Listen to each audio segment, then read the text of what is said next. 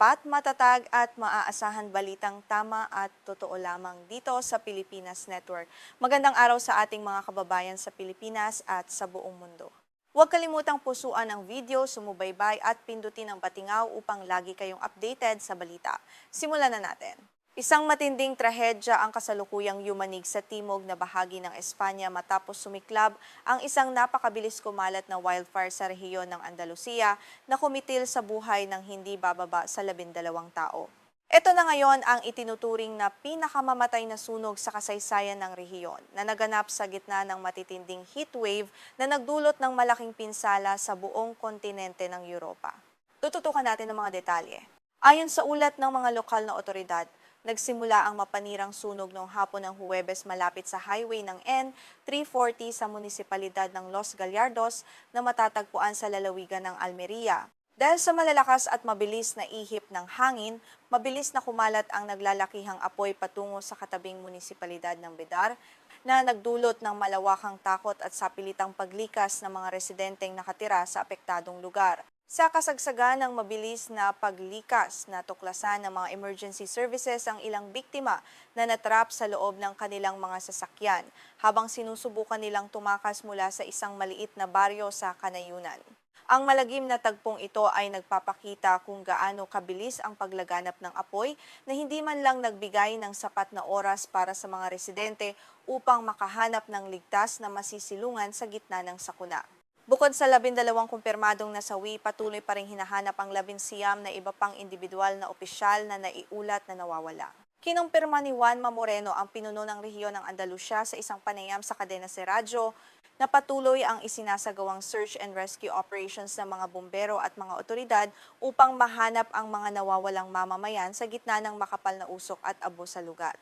Batay sa ulat ng lokal na pahayagan na La Voz de Almeria, ang kalamidad na ito ang pinakamamatay na sunog sa modernong kasaysayan ng Andalusia. Nalampasan nito ang lahat ng naitalang bilangan ng mga namatay sa mga nakaraang wildfire kapwa sa ika-20 at ika-21 siglo. Isang makasaysayan ngunit malungkot na tala na nagpapatunay sa tindi ng krisis sa klima na kinakaharap ngayon ng timog na bahagi ng Espanya. Nagpahayag naman ng matinding kalungkutan si Antonio Sanz, ang tumatayong ministro para sa kalusugan, panguluhan at mga emergency sa rehiyon ng Andalusia. Inilarawan niya ang sunog bilang pinakamapaminsala sa kasaysayan ng kanilang rehiyon at tinawag ito na isang hindi pa nagagawang trahedya. Dagdag pa niya, ang sakit na nararanasan ng buong komunidad ay hindi matatawaran dahil sa bigla ang pagkawala ng maraming buhay. Napakalaki ng dusa at sakit na nararanasan natin ngayon. Ang buong Andalusia ay kasalukuyang nagluluksa at ang ating mga puso ay nakikiramay sa Almeria at sa lahat ng mga pamilyang naapektuhan ng trahedyang ito, ang emosyonal na pahayag ni Sanz. Ang buong rehiyon ay nagkakaisa ngayon sa panalangin at suporta para sa mga pamilyang nawalan ng mga mahal sa buhay at sa mga komunidad na tuluyang nawasak dahil sa wildfire. Bukod sa mga nasawi, may 6 na iba pang individual ang opisyal na naiulat na sugatan dahil sa sunog. Kabilang sa mga ito ang isang babae na nagtamo ng matitinding sunog sa katawan o severe burns at isa pang residente na kinailangang isugod sa ospital dahil sa labis na pagkalanghap ng makapal at nakalalasong usok. Patuloy silang nilalapatan ng lunas habang binabantayan ng mga medikal na eksperto ang kanilang kondisyon. 4 na iba pang biktima ang nakatanggap ng paunang lunas mismo sa pinangyarihan ng sunog para sa mga minor burns at mga problema sa paghinga dahil sa usok. Samantala, tinatayang nasa 50 residente naman na sapilitang inilikas mula sa kanilang mga tahanan ang pansamantalang pinatutuloy at binibigyan ng tulong sa isang lokal na cultural center kung saan ibinibigay ang kanilang mga pagkain at iba pang pangangailangan. Higit sa 300 tauhan ng emergency services ang kasalukuyang nakikipagbuno sa naglalakihang apoy. Kabilang dito ang 150 eksperto mula sa Military Emergency Unit ng Espanya o UMA. Ang pagpapadala ng militar ay nagpapakita ng grabidad ng sitwasyon, kung saan ginagamit ang lahat ng magagamit na makabagong kagamitan, helicopter at puwersa upang tuluyang maapula at makontrol ang mapaminsalang sunog. Dahil sa makapal at madilim na usok na bumalot sa himpapawid, napilitan ang mga otoridad sa trapiko na isara ang 2 pangunahing highway sa apektadong lugar upang maiwasan ang mga aksidente sa daan.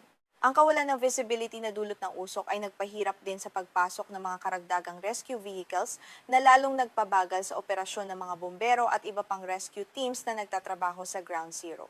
Habang patuloy ang pag-apula sa apoy, sinimula na rin ng mga otoridad ang investigasyon upang malaman ang eksaktong pinagmulan ng sunog sa Almeria.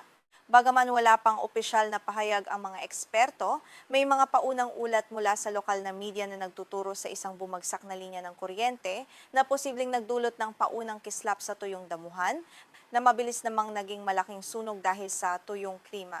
Bago pa man mangyari ang trahedyang ito, nagpahayag na si Prime Minister Pedro Sanchez na naghanda ang Espanya ng pinakamalaking wildfire response plan sa kasaysayan ng bansa para sa tag-init na ito.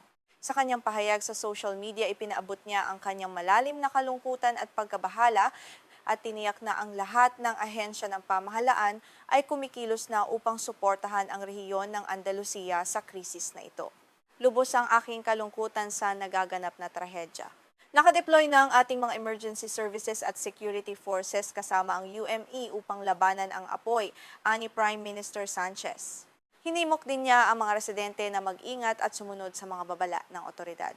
Nagpaabot din siya ng pakikiramay sa mga pamilya ng mga namatay at nanalangin para sa mabilis na paggaling ng lahat ng mga nasugatan sa insidente. Ang matinding sunog na ito ay naganap sa likod ng maagang pagsisimula ng mga heatwave sa buong kanlurang Europa noong mga buwan ng Mayo at Hunyo. Dahil sa matinding init, natuyo ng husto ang mga lupain at kagubatan na naging dahilan upang maging lubhang madaling mag-apoy ang malalawak na bahagi ng kontinente. Ang tuyong kapaligiran ay nagsisilbing mitsa na nagpapadali sa mabilis na pagkalat ng anumang uri ng sunog.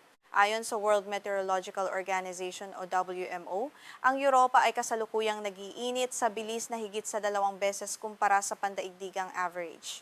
Ang nakababahalang datos na ito ay nagpapakita na ang mga matagal at matitinding tag-init o heat episodes ay mas madalas nang mangyayari sa mga susunod na taon na nagdadala ng mas mataas na panganib ng mga sakuna tulad ng nararanasang nakamamatay na wildfire ngayon. Ang geographic position ng Espanya at ng buong Timog Europa ay gumagawa sa kanila na mas vulnerable sa mga epekto ng climate change. Ang pagtaas ng temperatura at ang kakulangan sa ulan ay nagiging sanhi ng desertification o ang unti-unting pagkatuyo ng mga lupaing agrikultural. Ang trahedya sa Andalusia ay isa lamang sa mga konkretong halimbawa ng panganib na hatid ng nagbabagong klima ng ating daigdig ngayon. Para sa ating mga manonood dito sa Pilipinas, ang ganitong mga balita ay nagsisilbing paalala na ang krisis sa klima ay isang pandaigdigang usapin na walang pinipiling bansa. Bagaman tayo ay nakakaranas ng matitinding bagyo at baha, ang matitinding tagtuyot at heatwave sa ibang panig ng mundo ay nagpapakita ng parehong banta sa buhay at kabuhayan ng tao na nangangailangan ng agarang aksyon mula sa ating lahat. Sa kasalukuyan, nananatiling nakaalerto ang mga bumbero at mga volunteer sa Andalusia habang patuloy nilang binabantayan ang mga natitirang baga upang hindi na muling magliyab ang apoy sa lugar.